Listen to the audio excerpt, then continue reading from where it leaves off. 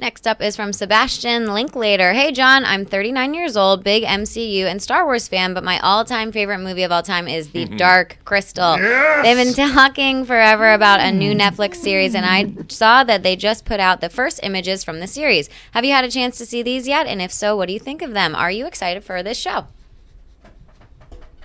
I'm so happy.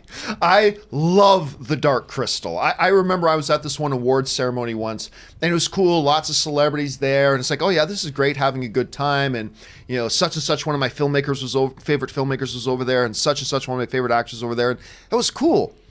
But it's when Anne tugged on my shirt and said, "John, what's that?" And I turned around, and I was looking right up at a full-scale Chamberlain Sketsy, full 1-to-1 scale giant statue in front of me, and that's when I lost my shit.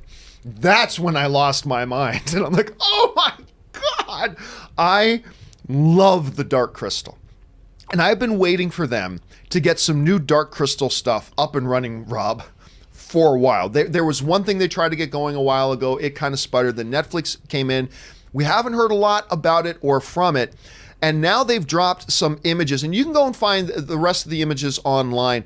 But I'll tell you what, these images to me, they are, number one, they are so true to the original style.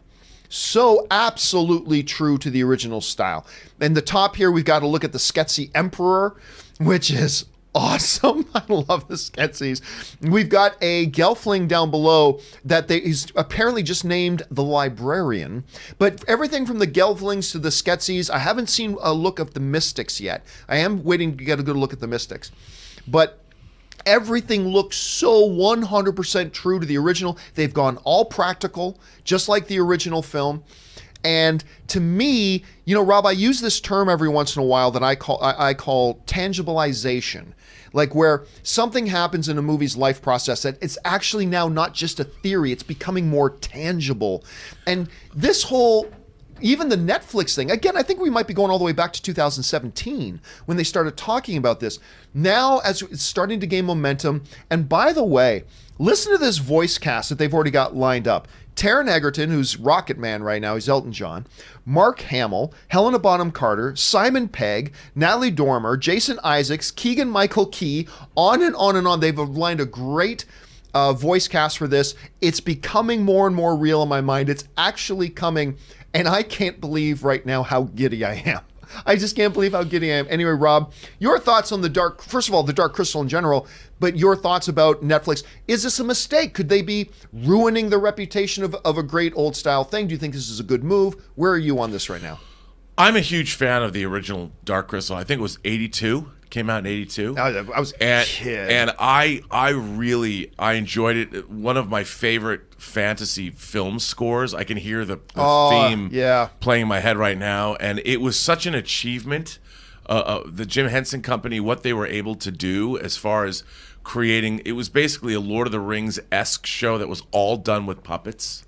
You know, and it's an amazing achievement. And the fact that they've decided, if you need any convincing that we live in amazing times, the fact that Netflix has invested and gone all into this kind of a show, and they're not relying on CG. It's not that they're going in with full on with the marionettes and the things that the Henson Company does best. I really can't wait to see this film. And you know, I wonder, Dark Crystal doesn't enter into the conversation much.